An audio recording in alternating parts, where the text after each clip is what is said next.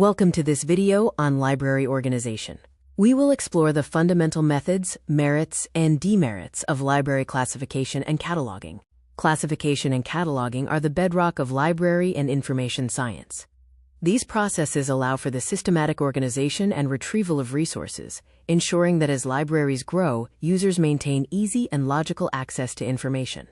Library classification is the strategic process of organizing resources based on their subject matter. By assigning unique call notations, libraries can group similar subjects together, making it easy for users to discover related materials on the shelves. Effective classification relies on logical, hierarchical schemes and standardized frameworks like the Dewey Decimal or colon classification. These methods assign unique shelf addresses, providing the uniformity and systemic logic needed for organized library management. The merits of classification include optimized spatial navigation and serendipitous discovery. Because items are grouped by theme, users often find valuable, related works on adjacent shelves that they might not have found through a digital search. However, classification has its demerits. It is a labor-intensive, continuous process that requires specialized training.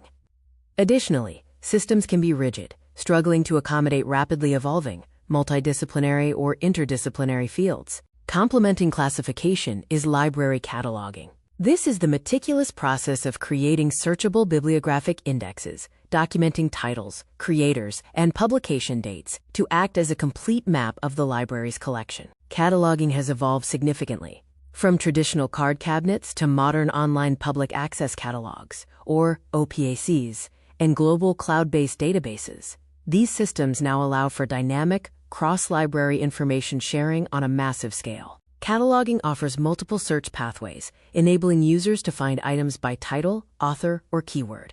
It provides the descriptive details, like edition notes, that help researchers evaluate an item's value before they even reach the shelf.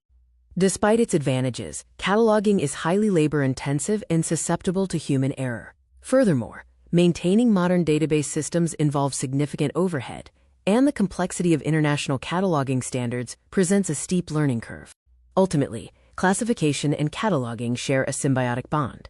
Classification provides the physical address, while cataloging provides the intellectual discovery map. Together, they form the essential blueprint for modern information retrieval.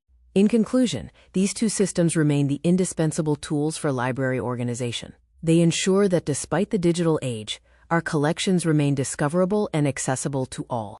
This video used images sourced from Wikipedia and librarianship studies. Thank you for watching.